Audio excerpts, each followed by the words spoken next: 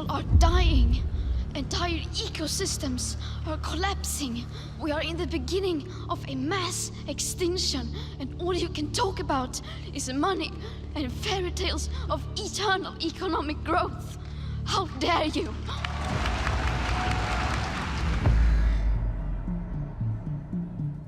This is the story of how an eccentric environmental scare grew into a powerful global industry. It's a wonderful business opportunity, okay?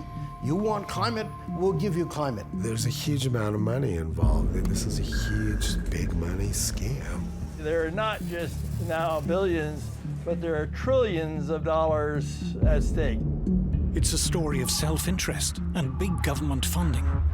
People like me, our careers depend on funding of climate research. This is what I've been doing just about my whole career. This is what the other climate researchers are doing with their whole career. They don't want this to end. If CO2 isn't having the huge negative impacts that we claimed it was having originally, how are we going to stay in business? A lot of people's livelihoods depend on it. They're not going to give that up. This is a story of the corruption of science. There's no such thing as a climate emergency happening on this planet now. There's no evidence of one. The climate alarm is nonsense, you know, it's a hoax. I've never liked hoax. I think scam is a better word, but I'm willing to live with hoax. It's a story about the bullying and intimidation of anyone who dares to challenge the climate alarm. To speak up against or about climate change in any sort of skeptical way was essentially career suicide. Activists are even calling for any skepticism to be criminalized. It's the story of an assault on individual freedom. It's a wonderful way to increase government power. If there's an existential threat out there that's worldwide, well, you need a powerful worldwide government, you know, to cope with it. We see all these kind of authoritarian measures being adopted in the name of saving the planet. You've suddenly got the population under control all over the world.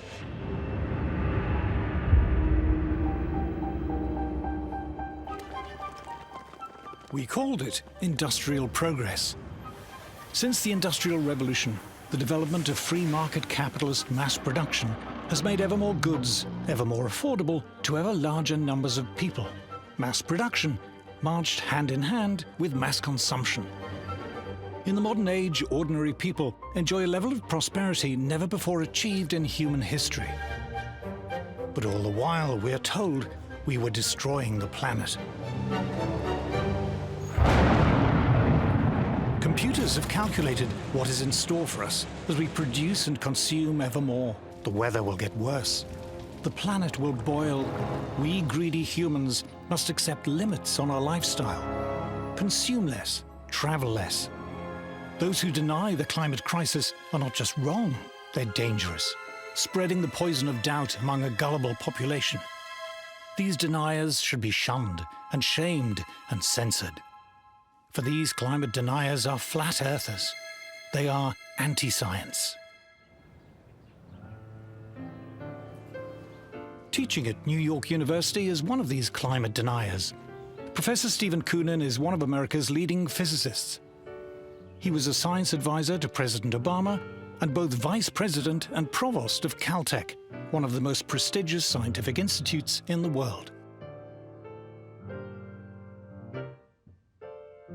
I teach climate science to my students at NYU, and I always tell them, check the data or the papers yourself. And they all come out of that course with their eyes wide open. Professor Koonin's best-selling book, Unsettled, argues that mainstream scientific studies, accepted by official agencies, do not support the notion that there is any kind of climate crisis at all. Of course, I've been called a denier. And my response is, tell me what I'm denying, because I'm quoting from you directly from the official UN scientific reports. Dick Lindzen also dismisses the claims of climate alarmists. He's one of the world's leading meteorologists, was professor of meteorology at both Harvard University and MIT, and has served on the UN's Intergovernmental Panel on Climate Change, or IPCC. Even the Intergovernmental Panel on Climate Change, if you go to their section of Group 1, which is the science, they don't support any of these claims. And I assure you, having served on it, it's biased, but you couldn't get any real scientists to agree some of the nonsense that's being promoted. Will Happer is also a denier and is another of America's leading physicists. He has been science advisor to 3 presidents and professor of physics at both Columbia and Princeton University. There's this mischievous idea that's promoted that scientific truth is determined by consensus. In real science, you know, there are always arguments. No science is ever settled. You know, it just is absurd when people say the science of climate is settled. It's not. There's no such thing as settled science, especially climate. Dr. John Clauser is one of the most respected scientists in the world. In 2022, he was awarded the Nobel Prize for Physics. The science that's being done is appallingly bad, in my opinion. There are a large number of scientists who are in violent disagreement. They refer to themselves as skeptics. Since I am no longer worried about losing funding or a job, whatever, I call myself a climate change denier. These very eminent and respected scientists, and others like them, are not flat earthers. They do not deny science. So what's the evidence that has caused them to dismiss the climate alarm as nonsense?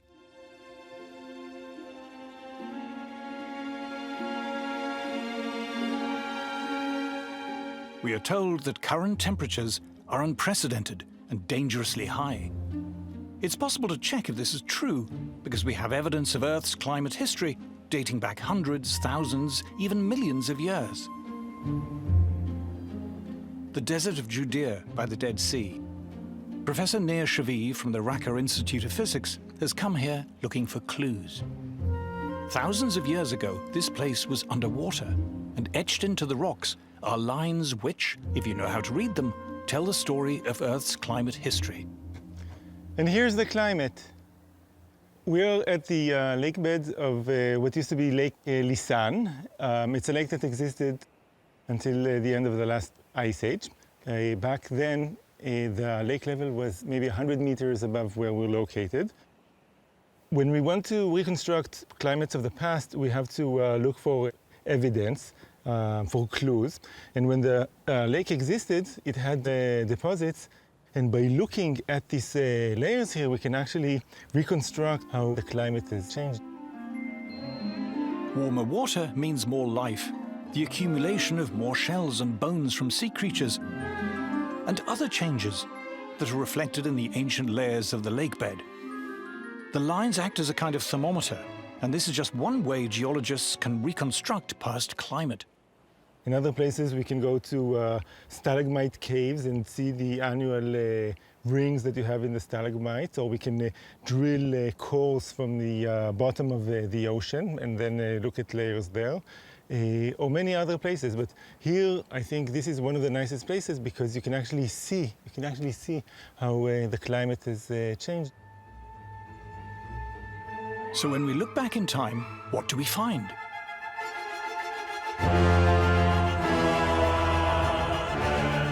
For 200 million years, dinosaurs roamed the Earth. An Earth marked by fertile, dense forests, teeming with life. And at no time during those 200 million years were temperatures as cold as they are today. If you go back, let's say, 200 million years, it was maybe 13 degrees warmer than it is now. So, on the geological perspective, this is not at all unprecedented. For the last 500 million years, temperatures have varied greatly. But for almost all that time, the Earth was much, much warmer than today. Compared to the last $500 million years, the Earth right now is exceptionally cold. In fact, there are very few times when it's been this cold. We're relatively cold. Maybe not quite the coldest it's been in 500 million years, but pretty close to it. We are in a remarkably cool period if we look over the last 550 million years. In fact, only one other time period in that last 550 million years was the temperature as cool as it is now. The mammals who now inhabit the Earth began to evolve around 60 million years ago, when the world was much warmer than today. If we just look at the last 65 million years, so this is after the dinosaurs go extinct, mammals really start to take over, and our evolutionary ancestors start to live on the land. Any time period within the last 65 million years was warmer than it is essentially today. The Earth's mammals, humans included, appear to thrive when it's warm, warmer than it is now.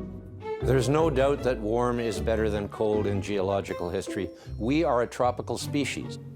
A human being in the shade, naked, dies at 20 C from hypothermia.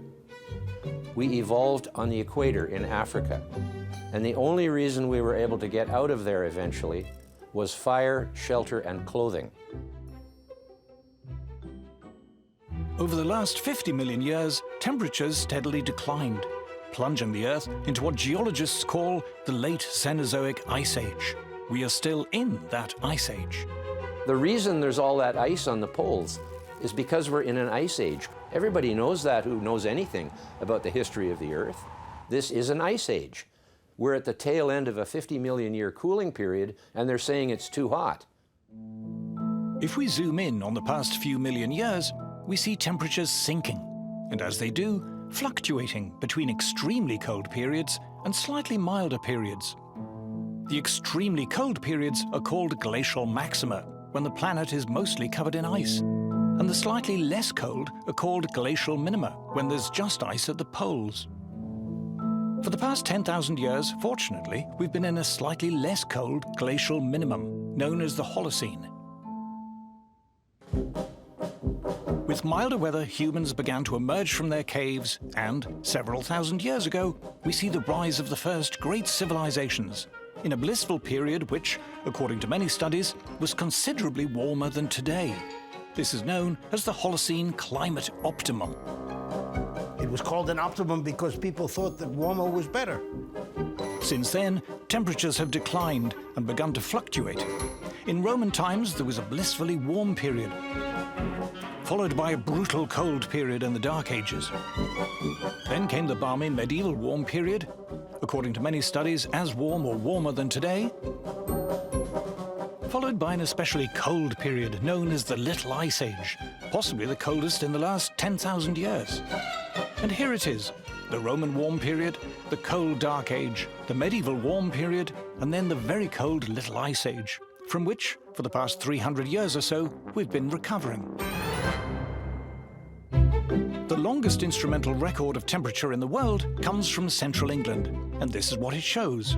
Since the worst of the Little Ice Age, from 1650, the temperature has risen, gently, by little more than 1 degree Celsius.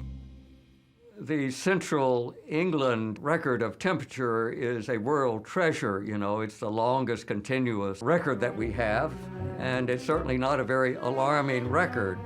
It began in the depths of the Little Ice Age, and so you can see the slight warming that followed the Little Ice Age.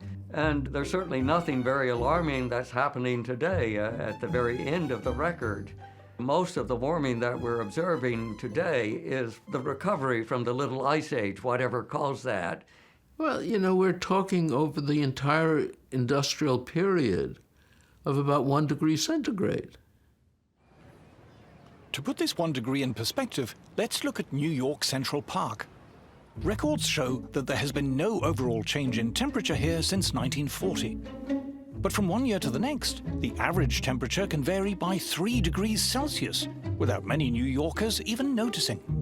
In fact, between the warmest year in the 1960s and the coolest in 2000, there's a difference of 5 degrees Celsius. The average temperature on this day, in this year, might be 5 degrees different from the average temperature a year ago or 2 years. You know, when I hear people pontificating about 1.5 degrees leading to the end of civilization, I think, what have they been smoking? You know, are you crazy? All right. So.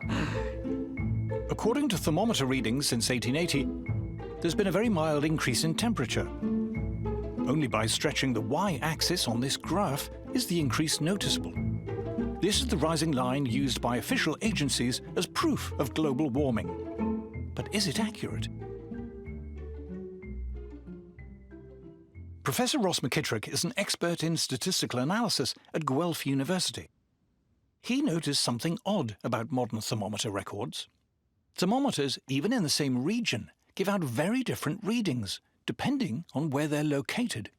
I was interested in the question of how do you explain the spatial pattern of warming? So some places warm a lot, some places don't warm much. And it turns out it's highly correlated with the spatial pattern of economic activity. Where there are more people and there is more human activity, there's more heat. This is known as the urban heat island effect.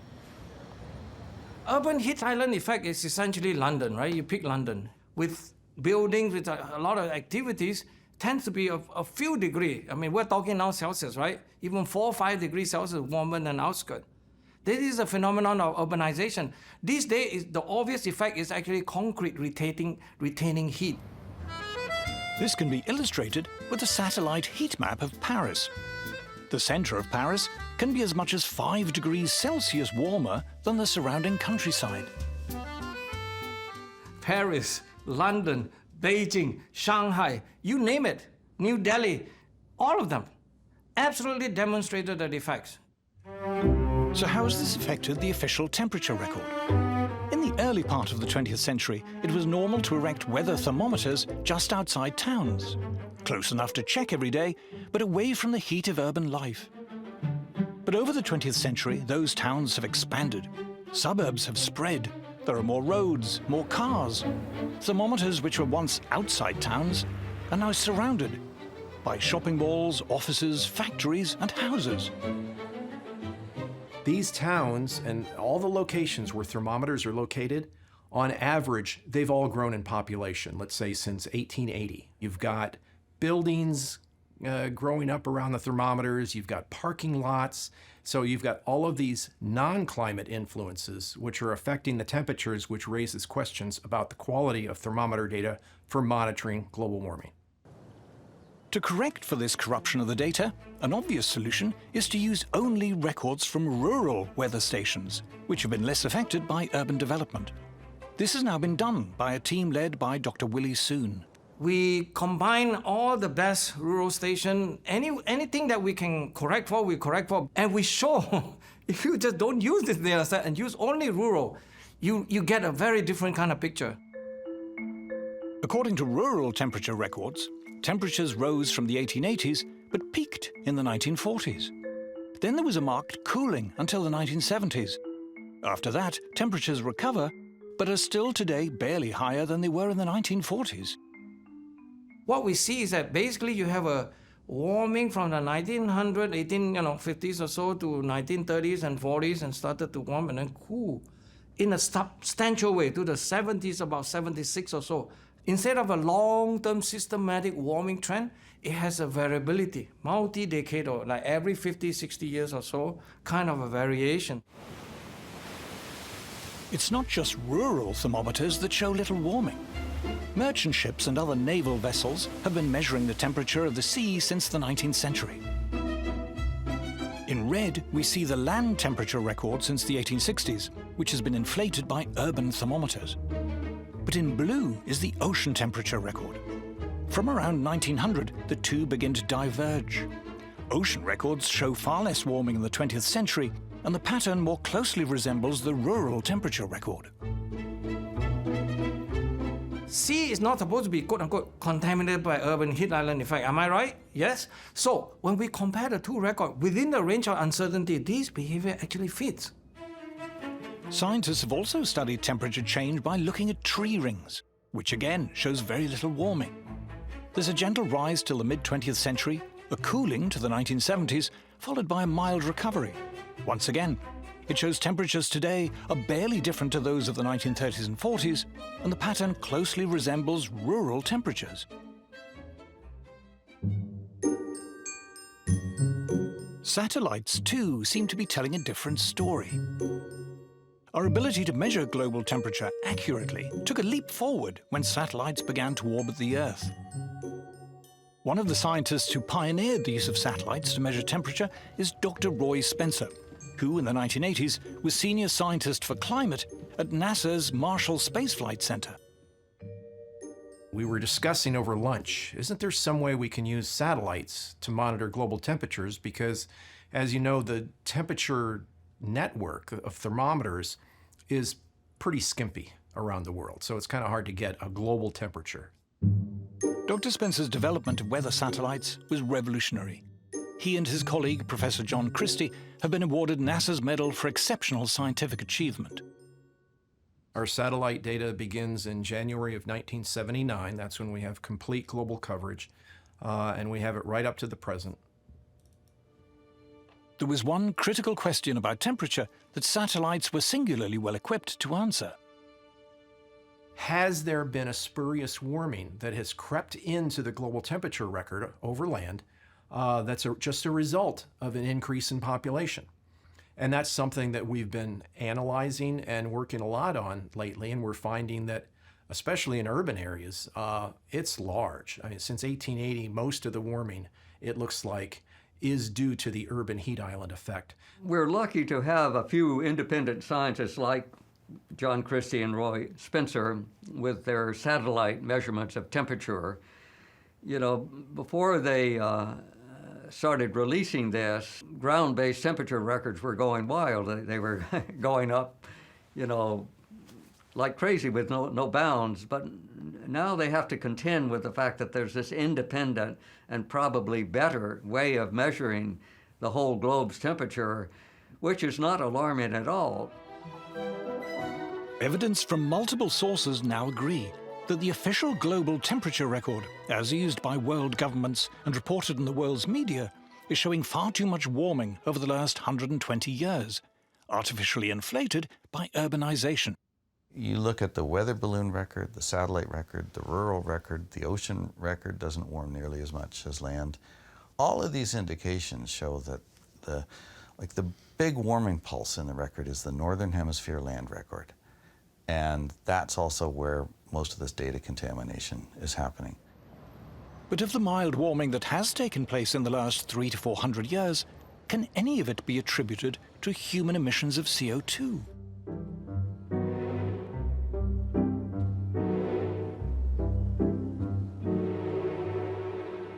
Professor Henrik Svensmark is visiting the Hebrew University of Jerusalem and taking a stroll in the Evolution Garden, dedicated to preserving the oldest surviving plant species on Earth.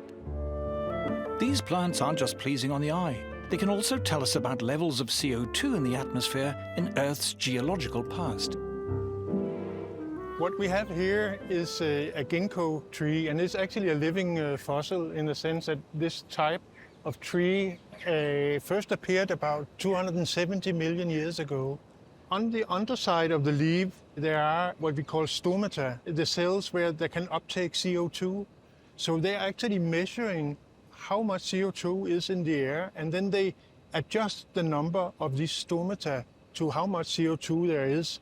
And by looking at fossils and measuring how many there are at a different time, it says something about what was the level of CO2 back in time.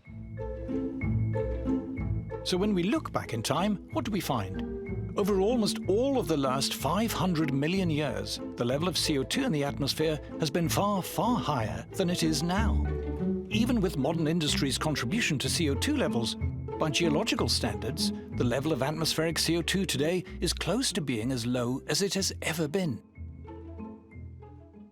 At present, we have about 400 parts per million. 50 million years ago, it might have been 2,000 parts per million. So a much, much higher concentration of CO2. I think current estimates of global CO2 is 423 or so parts per million today. If we look through the Phanerozoic, the last 550 million years, we would see CO2 on the order of 7,000 parts per million. CO2 is plant food, and the result of much higher levels of atmospheric CO2 in the past was a much, much greener world. Periods of elevated CO2 tend to be time periods of a huge biodiversity on the planet. In fact, we're in a CO2 famine if we look over the last 550 million years. At the depths of the most recent glacial maximum, the amount of CO2 in the atmosphere sank so low, all life on Earth came close to extinction. They say CO2 is higher than it's been for 100,000 years, but what they don't tell you in that period they're talking about is that CO2 sank so low that all life on Earth nearly died.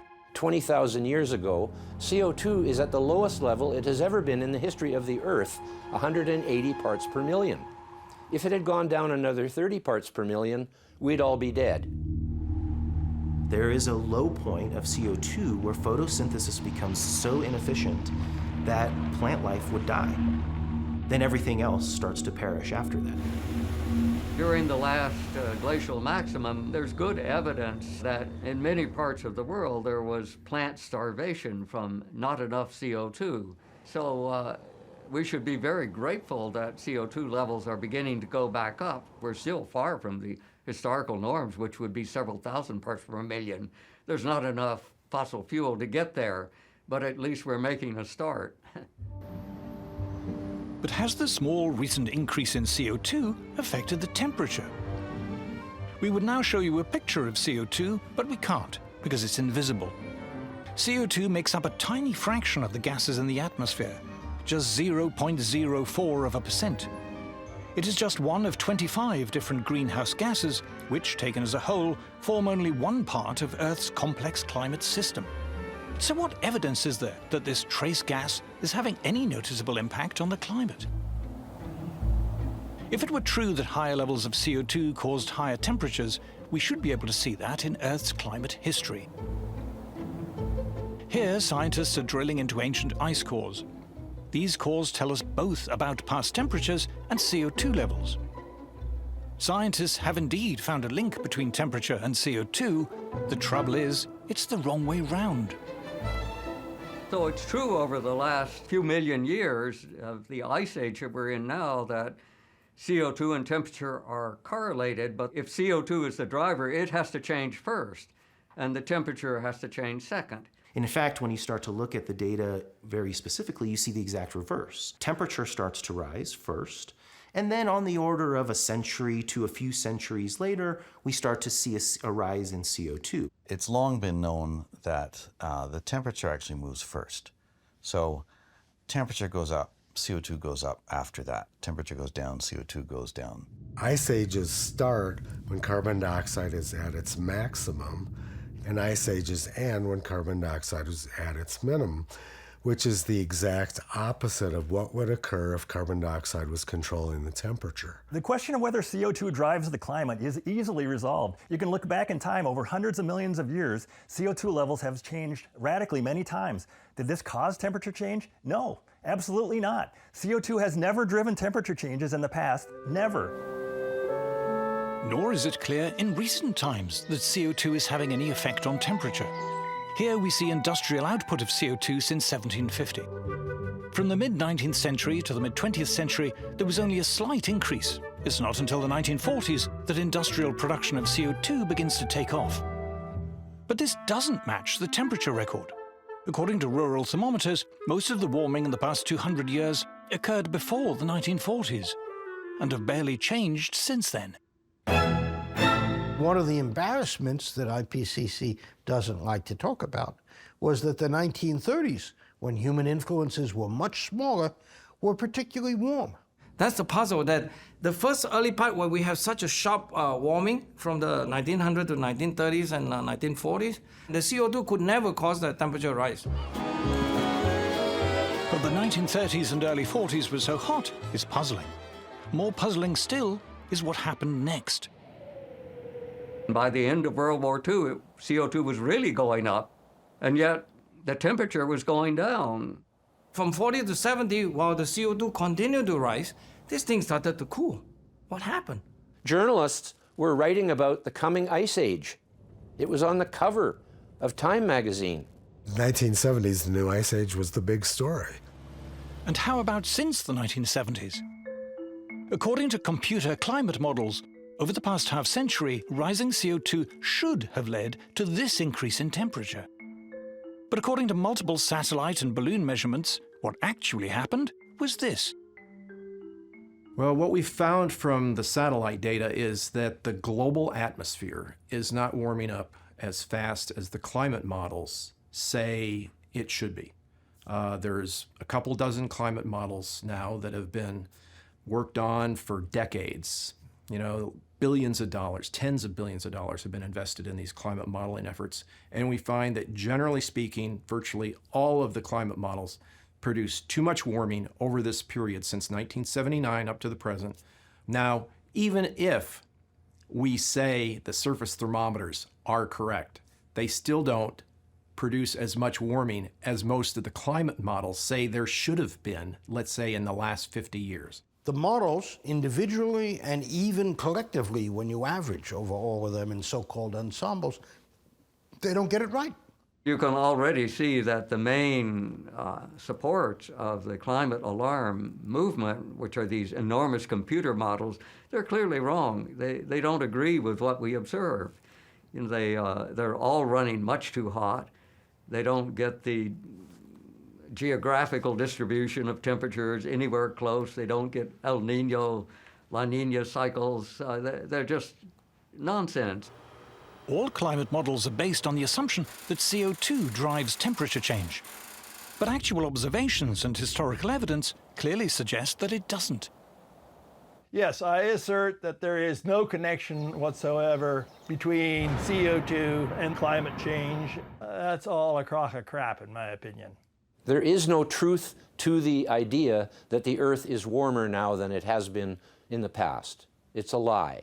There is no truth that CO2 is higher than it should be. That is a lie.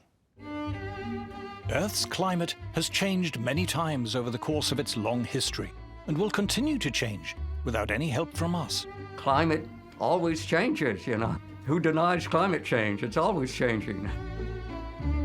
But if CO2 doesn't drive climate change, what does?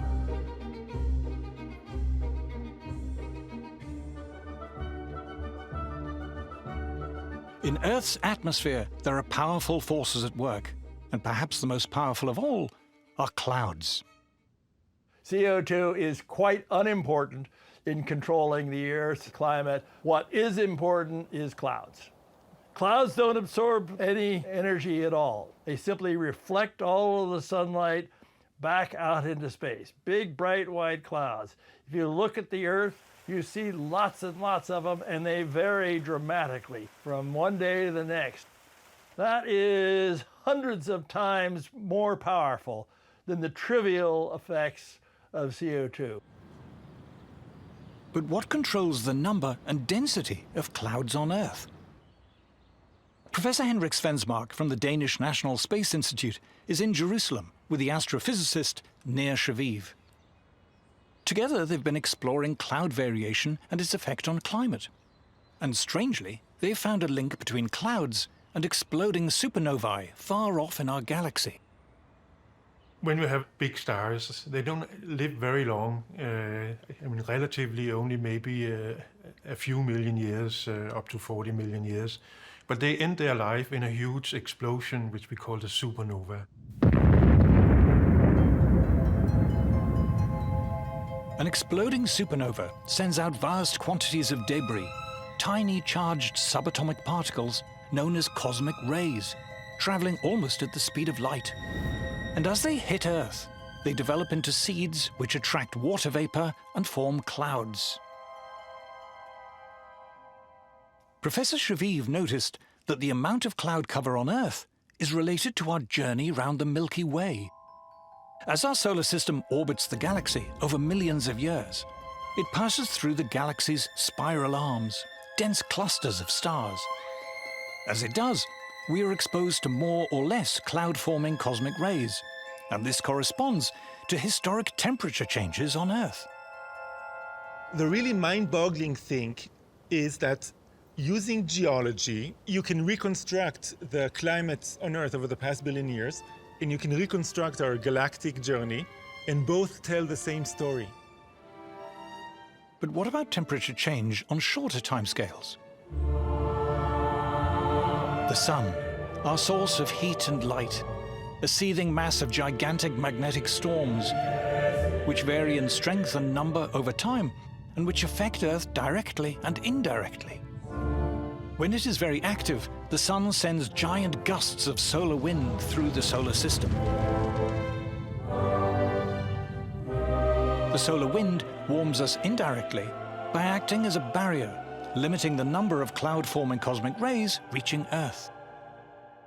So from the sun, we have the solar wind. It carries the sun's magnetic field out to a large distance, and it works like a shield against cosmic rays. That when the sun is more active, you have a stronger solar wind, you have less cosmic rays reaching the inner solar system and reaching the atmosphere, and the clouds which are then formed are less white. They reflect less of the sunlight, which means that it's going to be warmer here on Earth. Here is a proxy reconstruction of ocean temperatures over thousands of years. And here is one of solar activity over the same period. What is causing the ocean temperature to change is clearly variations in solar activity. Because IPCC is determined to go on a narrative that only CO2 can drive the climate system, they turn off the sun essentially, right? Because the sun is just a background thing for them, that it doesn't do anything. Astrophysicist Willie Soon decided to look again at the rural temperature record for the past 150 years. Then he looked at a record of changes in solar activity over the same period. To Dr. Soon, it was obvious that it was the sun, not CO2, that was driving temperature. As of 2023, IPCC says is that the sun have absolutely zero chance to explain the changes of the climate system on a broad scale, let's say global warming or northern hemisphere. We say no. We can easily demonstrate the sun can explain all of it. There's zero for the CO2, 100% for the sun. How's that? Why are these and other studies never reported in the mainstream media? And if climate change is natural, what are we to make of the alleged terrifying increase in extreme weather events? Of the heat waves and hurricanes, of forest fires, droughts, and the rest?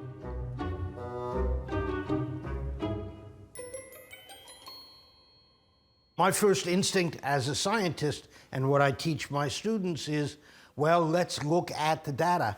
And when you do that, you discover, as you can read in the IPCC reports themselves, that it's pretty hard to find trends in extreme events, much less attribute them to human influences. You've now had decades of putting the idea in people's heads that any time the weather's bad, it's climate change and greenhouse gases. So I think people at this point can't help themselves. If you have a heat wave, immediately everybody's thinking, oh, what have we done to the weather? If somebody says in the news this is the warmest day since 1980 or something, well, you can look up the temperature records and see for yourself whether it was in fact warmer in the 1930s, as it often is.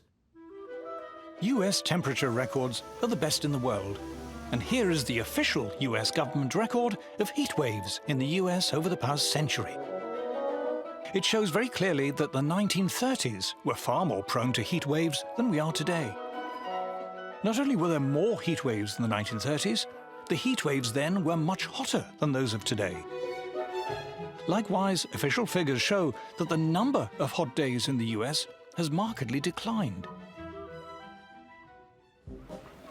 The United States was much hotter in the 1930s. North Dakota reached 121 degrees.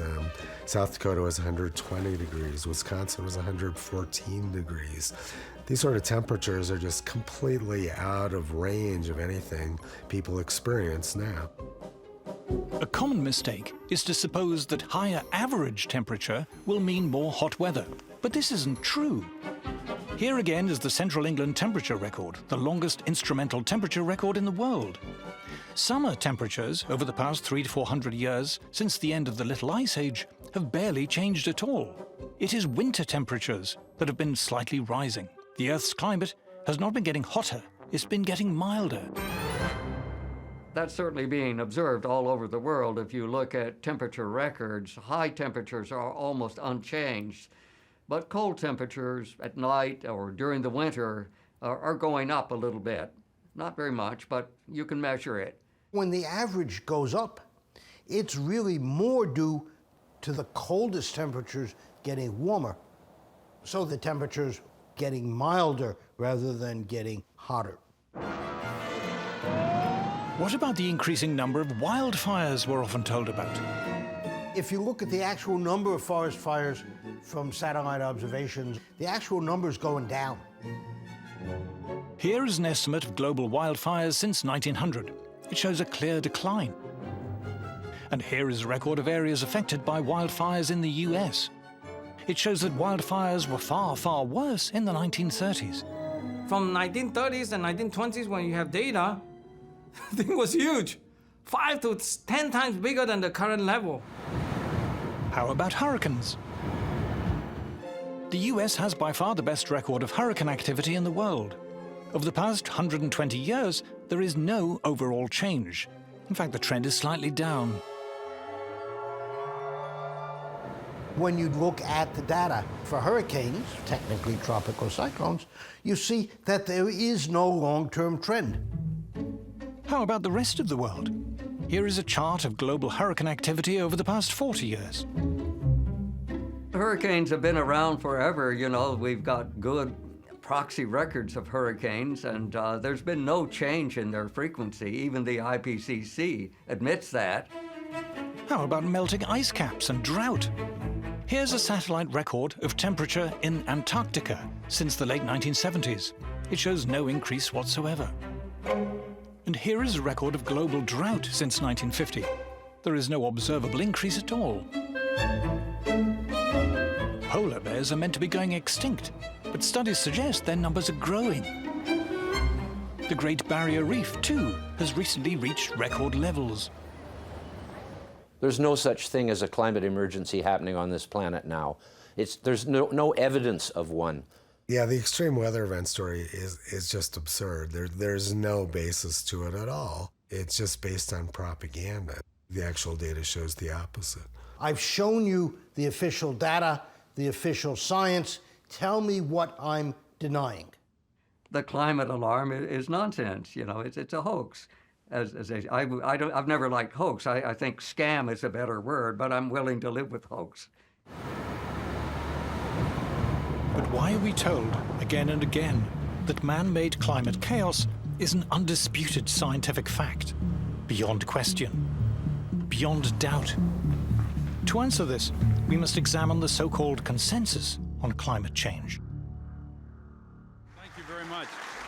Until the 1980s, global warming was little more than an eccentric scare story put about by radical environmentalists. But then the cause was picked up by an ambitious young senator, Al Gore, who would soon become vice president. $1 billion a year of public money was made available for research into climate change. This quickly rose to $2 billion. Up to that level. Academic researchers in various disciplines began to apply for this climate funding. If you want to qualify for money that's labeled climate, well, you take whatever you're doing and you add a little bit of climate speak to it, and away you go. You're dealing with the sexual habits of cockroaches. You'll add, and the impact of climate. So all I have to do is add a little wrinkle to my grant application to explain how, well, I'm worried that climate change will mean the death of all the maple trees. And so right away you qualify for funding. Academics of every kind lined up for climate funding. Climate became an exciting new area of interest for sociologists, biologists, professors of English literature, lecturers in gender studies, and many more. And it also served to create a community. I mean, you know, you've become a climate scientist now, even though you know nothing about the physics of climate. Thousands of papers were published on climate change and prostitution, climate change and beer, climate change and the Black Death, climate change and disability, climate change and video games, and everything else imaginable. There's an almost comical list of studies out there. Just do a Google search on climate change and everything comes up. Few of these papers ever questioned whether climate change was actually true. After you've done the research and you write the paper up, sometimes you find there's no effect at all from climate, but you still have to say in your papers, oh yes, climate change is real, and we just need to study this some more. Since so few of these so-called climate studies challenged the idea of climate change, it was declared that there was a scientific consensus. Climate change must be true. Climate also became a new focus for government-funded research bodies. Scientific research in the United States tends to be dominantly funded by government grants. And so whatever government grants are offered sort of determine much of the science being done. It was during the Cold War that many government research bodies were set up. But the end of the Cold War and pressure on government spending has left many of them struggling to justify their continued funding. The United States Congress only funds problems, okay? Research into problems, whether it's money that goes to NASA or NOAA or National Science Foundation or Department of Energy or any other alphabet soup, organization. It's always been a problem to support your research or your existence, or raison d'etre. And so climate was a godsend. If Congress is willing to pay you to find evidence of global warming, by golly, as a scientist, we're going to go find evidence of it, because that's what we're being paid to do. And guess what? If you don't find evidence or say the evidence suggests it's not a problem, your funding ends. This totally corrupts the way we look at the science. Who was the famous gangster asked, "Why do you rob banks?" And he said, "Well, because that's where the money is." The climate alarm brought funds, and the bigger the supposed threat, the more funds seemed to flow. The publicly funded science establishment now had a direct financial interest in playing up the alarm. So there's a huge incentive to over-exaggerate or to speak in hyperbole, even if the data doesn't support exactly what you're saying, because that's what brings the funds. I was in that boat. I was someone that was defending climate change as a grad student quite a bit, because the truth is I didn't give it too much thought, but I thought, well, it's getting a ton of attention. It brings a ton of money into the earth sciences. Even if I don't buy all the hyperbole, what's the problem? By the late 1990s, what had started as an environmental scare story was gaining momentum.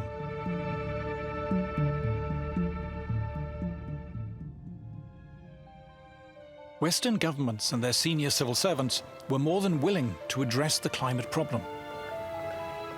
Green taxes were levied, green regulation expanded, and this in turn generated more climate-related jobs and activity. Take the banking sector, for instance. You say to a banker, we want you to file reports with the Regulatory Commission on how climate change is going to affect your bank. Well, a banker doesn't know anything about this subject, so then they have to commission studies from academics.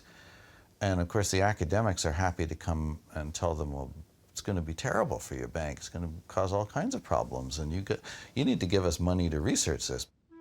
Green subsidies and regulation meant there was now money to be made in climate. Renewables firms sprouted. Consultancy firms offered advice on what they called sustainability and climate compliance. It's a wonderful business opportunity, okay? You want climate, we'll give you climate. The renewables industry alone now turns over $1 trillion a year, and that's expected to double in the next few years. What used to be a cottage industry is now blossomed to become a major part of the world economy. The growth of this climate industry has seen an explosion of highly paid green jobs. Chief sustainability officers, carbon offset advisors, ESG consultants, climate compliance lawyers, and countless others. Students started to come into our departments as earth science departments with a focus on climate. That never happened before. But they started to look at their career prospects, and they were smart, and they were looking at who's hiring. And the fact of the matter is that everything in the hiring pool had climate somewhere attached to the name. I started a few years ago seeing programs like a master's degree in climate finance. And I just went, what on earth is climate? I understand what a master's degree in finance is. Well, now you need a university that's going to teach this program. You need professors of climate finance. Every single school or university or business will have a climate officer or climate officers and a climate program. And you look at any of these institutions or businesses, you will find they all are signed up to it, and anyone who hasn't signed up will come under pressure. At the last gathering of the publicly funded UN's IPCC, 70,000 delegates flew in from around the world. Government bureaucrats, green NGOs, carbon sequestration consultants, environmental journalists, heads of renewables companies. But this is just the tip of the iceberg. Many hundreds of thousands of jobs worldwide now depend on the climate crisis. You start building this enormous population whose job is to manage the crisis, and also explicitly to make sure that people are alarmed about the crisis, because this whole industry depends on the existence of the crisis. But therein lies the one great threat to this multi-trillion-dollar industry. All the jobs, all of the funding, are totally dependent on there being a climate crisis. If CO2 isn't having the huge negative impacts that we claimed it was having originally, how are we going to stay in business? How do we justify our existence if climate change isn't this existential threat that we claimed it was over the last 4 decades or so? People like me, our careers depend on funding of climate research. This is what I've been doing just about my whole career. This is what the other climate researchers are doing with their whole career. They don't want this to end. If NASA said global warming's not a problem, where does their funding disappears, right? So they can't say that. I mean, you've got the United Nations Intergovernmental Panel for Climate Change. If they said the climate isn't changing, they'd have no reason to exist. The IPCC has a self-preservation instinct to show that climate change is an existential threat. Otherwise, there's no reason for them to be collecting the money and doing the work in the first place. There are not just now billions, but there are trillions of dollars at stake. There's a huge amount of money involved. This is a huge, big money scam. A lot of people's livelihoods depend on it. They're not going to give that up. If suddenly the notion becomes apparent that this is not such a problem, you're going to see that as an existential threat. Scientists who studied the natural causes of climate change began to be viewed with suspicion, as 2 Harvard astrophysicists discovered. How much does the sun change, and how does it change, and why does it change? And then we didn't even want to get into the temperature record and the climate thing. Immediately they will come after, because when we started to estimate that the sun changed by quite significantly in terms of climatic sense, immediately the attack is there. Because it's not following the narrative, because they need the CO2 to be the only one, the only dominant player.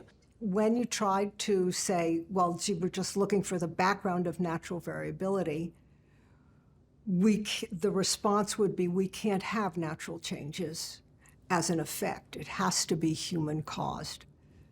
And some of that was directly stated, but most of it was indirect. Your funding for this kind of project will be dropped. This kind of project doesn't go anywhere. By that time, anything that contradicted the narrative of global warming as a serious problem was not going to get funded. Editors of academic journals came under pressure not to accept papers which were deemed to be skeptical of the climate crisis. We will not publish anything that questions this. I mean, it's not something surreptitious.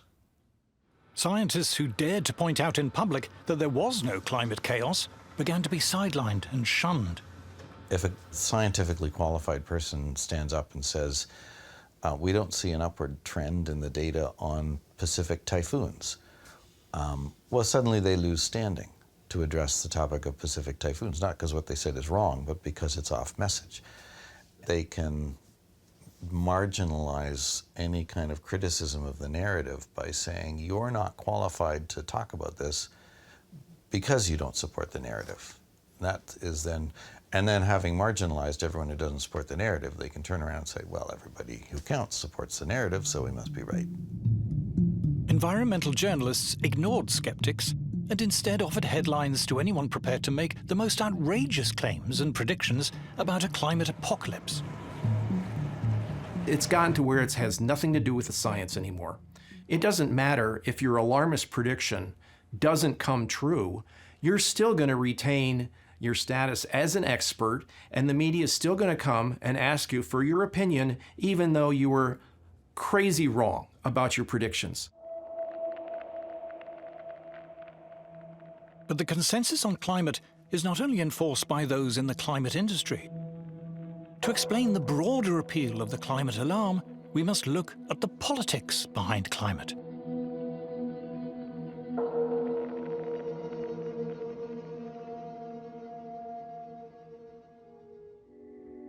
From the start, the climate scare was political. It came from the environmental movement, the sworn enemy of free market industrial capitalism. Finally, we've got them. We can claim that it is the free markets who are destroying the planet, and we need big government to save us. The climate problem, it is said, stems from the irresponsible actions of greedy, feckless individuals who have too many babies and drive too much and consume too many products, and of the capitalist corporations who pander to their whims. The solution is for government to have greater power to regulate private companies, but also to guide and reshape the lives and habits of individuals. Policy agenda has sprawled into micromanaging everybody's lives on the most minute detail. What kind of stove you can use, what kind of heater you can have, how much you can set the thermostat out, where you can drive, what kind of car you can't. According to the planners, we're not going to have internal combustion engines an hour from now. All of these things require the government to get involved, right? Because the government has to sort of force changes upon the public. If it was up to the public, we wouldn't be buying electric vehicles because, you know, they're impractical. Support for the climate alarm is now virtually synonymous with disdain for free market capitalism and a yearning for bigger government. It's liberals versus conservatives in the United States. And generally speaking, liberals are worried that we're destroying the planet. And they're also, of course, for big government. And then conservatives are at the other end of the spectrum, where a lot of them don't believe that we're destroying the planet, and they don't want government involved in their personal lives. Paying lip service to the climate alarm has become almost universal among those who depend on government for their livelihoods. This includes those in the publicly funded education, arts and science establishments. Tony Heller recalls his time at Los Alamos Labs. The entire county of Los Alamos was kept going by government money. That we had the highest incomes in the state. So naturally, people who lived in Los Alamos supported big government because that was where their livelihood came from. That was where their good schools came from. You know, everything good in Los Alamos came from the government. So of course, they were all believers in big government. Among the largely publicly funded Western intelligentsia, support for more government spending and regulation is almost a defining moral badge. In these circles, to question the climate alarm is socially unacceptable. To be a climate skeptic is taboo. Somebody that goes against it really does get met with a lot of anger and vitriol, and you know, you're called a denier, a science denier, and a heretic. Your colleagues won't engage with you anymore. You don't get invited to conferences. Your students may desert you. This is all really terrible. Professors Henrik Svensmark and Nir Shaviv describe what happened when they published their results on the climatic effects of solar activity. It was like all hell had broken loose because of this work. I had no idea that things would escalate as they did, and it completely changed my life. Once we said that, people didn't like hearing it, and we became a persona non grata. I mean, I have so many instances of people doing really nasty things. When I applied for a job, a group of scientists write to the university, say they shouldn't hire me. And that's a typical story, unfortunately. If you don't agree with a standard polemic, you become an outcast, you're shunned, as if you have leprosy. For Professor Sally Baliunas, the personal attacks became too much. I retired early. And my family said I should have retired even sooner, years sooner. So they noticed the toll. It took a toll on them and me. Dr. Matthew Wailicki was an assistant professor of geology at the University of Alabama when he decided to speak out about the climate scare. As a result of the backlash, he has decided to leave teaching. To speak up about climate change in any sort of skeptical way was essentially career suicide, absolutely. There was no possible way that I would publish in quite a few of the mainstream journals that I was required to publish in. I essentially isolated myself from many of the funding institutions. This is one of the reasons you can build a consensus in a community, is because anybody who is skeptical of that consensus essentially gets kicked out of the community. Speaking out in scientific ways that go contrary to the consensus, I would say is a career killer for people at the early stage of their careers. If I were 30 years old in a university trying to make a career, I would certainly keep my mouth shut. And in fact, I went to some effort to keep my mouth shut when I was younger. I knew climate was nonsense then, but I was a little bit careful. If a young person is questioning this, they can't put that in a proposal.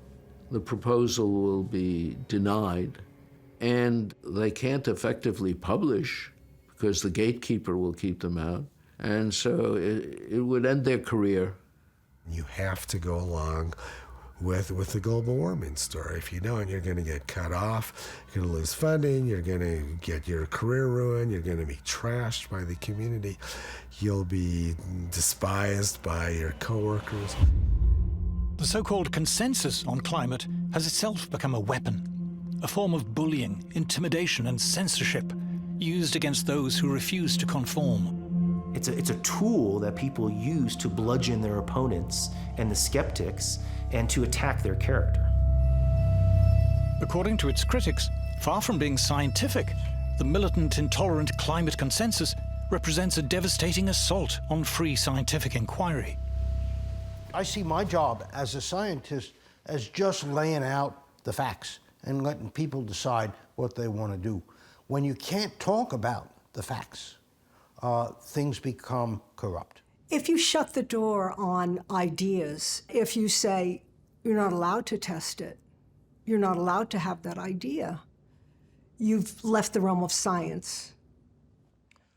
I don't think climate researchers will ever back down from their claim that increasing CO2 is the control knob on today's climate system. I don't think they will ever back down from that, no matter what the evidence is. It's clear it's now a cult that completely divorced from science. But the apparently unstoppable climate scare does not just represent an attack on science. It is starting to shape for us a new kind of society.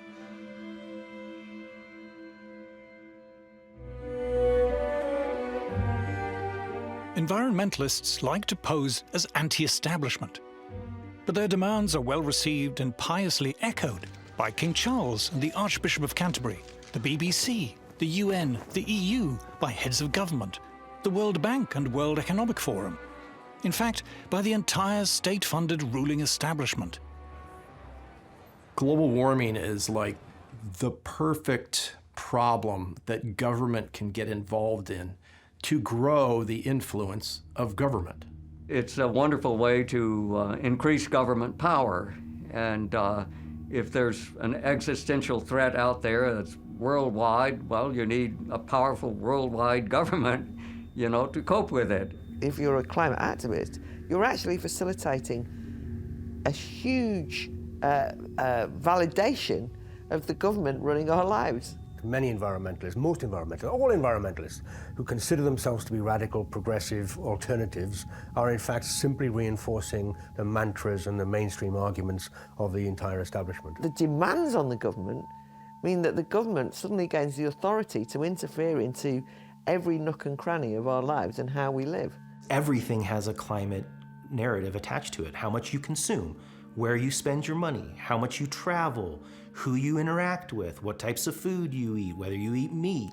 Everything has some sort of aspect that can be controlled with a climate lens. Suppose 20 years ago somebody had hatched the idea that I would really like to ban cheap energy. I'd really like to control everybody's appliance purchases. I'd really like to tell everybody where they can go. And basically, I'd like to have dictatorial control over everything. Well, it's not going to fly. No, everybody would think you're a nut and would ignore you. But fast forward 20 years, that's what's happening. The publicly funded establishment in the West is so large and powerful. It is able to impose and enforce the official consensus on climate through its control of schools, universities, government, and much of the media. State broadcasters like the BBC exclude climate skeptics.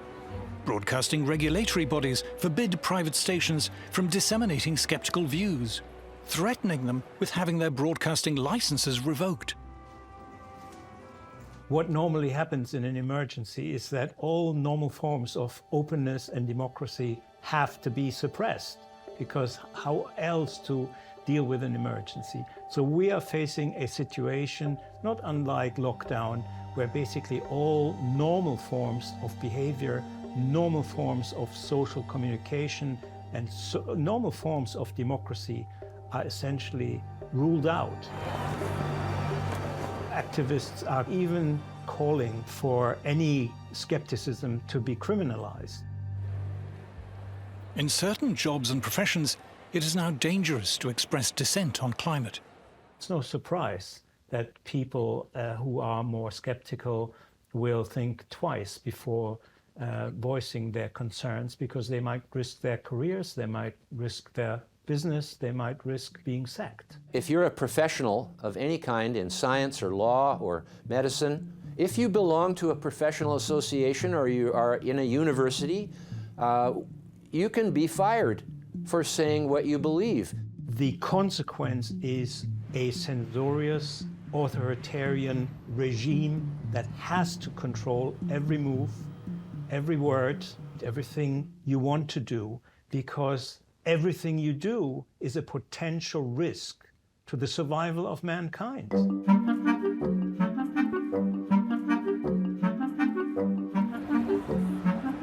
Climate protesters condemn capitalism, but at their anti-capitalist rallies, it's hard to spot anyone who looks like a worker, like a docker or crane driver or steel worker or a beautician or a trucker. The workers, it appears, are totally absent from these rallies, and for very good reason. Today's climate alarmists complain not that capitalism isn't producing enough, but that it's producing too much. The modern capitalist system has led to prosperity. More and more people have more and more things. The modern anti-capitalism of the present time is a critique of capitalism that it gives us too much. They think that the problem with capitalism now is actually that it's giving out too many rewards en masse to ordinary workers. And what they want instead, and this is often very explicit actually, is a much more austere, simple kind of lifestyle in which the mass consumption, the consumption choices of the great bulk of the population are controlled or even prohibited. You have to consume less, you have to holiday less, you have to drive less, you have to eat less, and so on. It seems that what upsets many environmentalists is not the failure, but rather the success of capitalism in producing an abundance of affordable goods for the masses.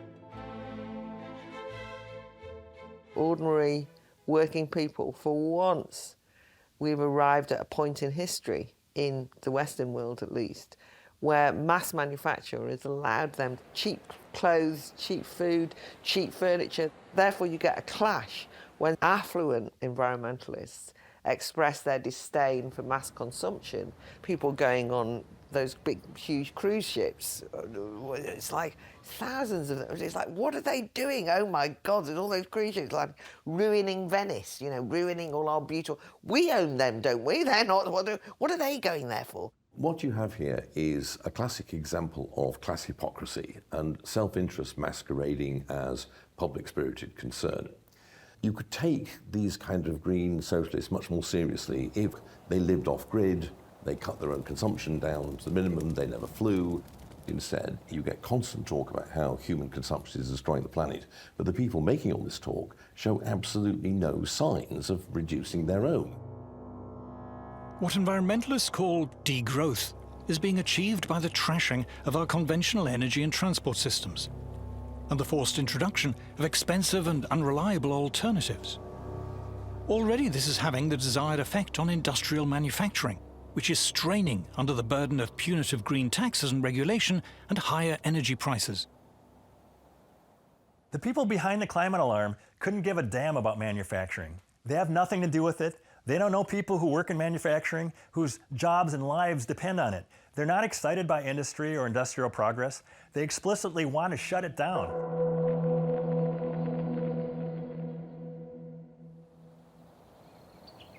Kisii, Kenya, East Africa. According to many leading environmentalists, the world's poorest people should not aspire to the lifestyle of people in the first world. The planet will not cope. Grace Nyakananda is one of the many Africans who do not have electricity or gas to cook with or heat their homes. The resulting indoor smoke from burning wood and dry dung is the deadliest form of pollution in the world. For millions, the cause of lung disease, blindness, and early death.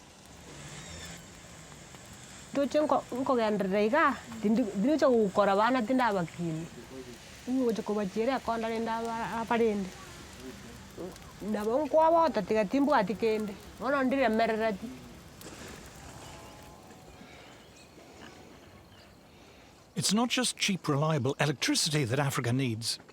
Agricultural productivity here is incredibly low. Increasing it takes fossil fuels to make fertilizer and drive tractors and other farm machinery. Jasper Mashogu is a farmer. Each and every African wants to develop, and improving agriculture is one of the easiest ways to do that. Agriculture is tightly tied to fossil fuels that the Western nations are saying we should not have access to. Around a third of the food produced in Africa rots before it ever reaches the mouths of consumers. To prevent this terrible waste, Africa needs plastic packaging, refrigerated lorries, and good roads. All are opposed by Western environmentalists. All come with industrial development. All rely on affordable fossil fuel energy. Diarrhea from drinking dirty water still kills hundreds of thousands of African children. But clean water requires large industrial water purification plants and a modern water supply network. And this will come only with cheap energy. I think it's pretty obvious that the West has got what it has because of fossil fuels. When people say Africa doesn't need fossil fuels, I wonder. I don't think they want what's best for us. They don't want us to develop, and that means we continue being starving. We continue being poor. Most people don't know what climate change is. They don't care. They want food on their table. They want to beat poverty. They want to beat hunger. They need money to better their lives. They want to flourish. That's just it. When they use the word sustainable development, they're talking about no development. Exactly. I mean, the point is that to develop sustainably means not to use too much energy, not to use too much carbon. Net zero. The idea that you mustn't use too many resources. The fact you mustn't produce enough consumer goods because consumption is bad. So ultimately, the idea of development is out the window. The Greens think the Africans should never use their resources the way the Europeans or the Americans or the Canadians or the Australians have used theirs. They are also in favor of punitive taxes, border taxes on any African country that wants to export their goods to Europe if they do use their resources. So that sums up the ethical ruthlessness and depravity of the green agenda. But climate alarmists have a problem. Many countries in Africa and across Asia are simply ignoring the environmentalist demands of Western governments and international agencies. Communist China is estimated to be building an average of 2 new coal power plants a week. China now uses more coal than the rest of the world combined. Which is one of the reasons why this whole climate agenda is falling apart, because the rest of the world is not cutting emissions, is not moving to renewables. In the West, too, for many people, climate alarmism is wearing thin. Ordinary people are not stupid. They have seen one ridiculous claim after another fail over and over. What this does is leave people with a profound and justified cynicism about what the scientific establishment says and about what the government says. To fix the climate crisis, we're told, we must give up our cars. We must pay more for fuel, heating, clothes, food, fly less, limit where we go. This attack on mass travel, mass tourism, mass consumption holds little appeal to the masses. People have started to realise it's going to cost them a lot of money to simply live the lives that they weren't leading, that they want to lead. And as soon as that started to happen, I could see people in the United Kingdom who had previously been indifferent to environmentalism suddenly think, how dare they do that, right? How dare they try and take away what we consider to be not luxuries, but necessities. The whole policy of sustainability is about restraint. It's about restriction, it's about doing less, and that obviously for most people is anathema to their everyday needs. The fact that there is actually an ideological movement of people who think that cheap mass production of whether it's houses or anything else is a problem. I mean, for God's sake, no wonder people become disdainful of the kind of middle-class outlook of environmentalism. But that is literally what people say. How can we stop people buying cheap things in shops? When climate protesters climbed onto an underground train in London's East End, they were not cheered on by working commuters. They were hurled abuse, pelted, angrily dragged off the train, and received rough treatment on the platform. If you were to go into a pub frequented mainly by what the Americans call blue-collar workers, you will find that being sceptical about climate change policy is not going to get you thrown out. Quite the contrary, somebody will probably buy you a drink. They can tell that behind all the talk about climate emergency, climate crisis, what there actually is an animus and a hostility towards them, their lifestyle, their beliefs, and a desire to change it by force if necessary. Punitive and restrictive policies, carried out both in the name of climate change and COVID, have sparked protests in Britain, Canada, and other Western countries. Anti-establishment politicians and movements are gaining support. What they underestimated was the fury that this would meet with ordinary people who just say, you can't do this, so you suddenly get this new movement. Many working people are not merely sceptical, but positively angry about the climate alarm and all that flows from it. There is a suspicion, or perhaps realization, that climate change is an invented scare, driven by self-interest and snobbery, cynically promoted by a parasitic, publicly funded establishment hungry for ever more money and power. An assault on the freedom and prosperity of the rest of us.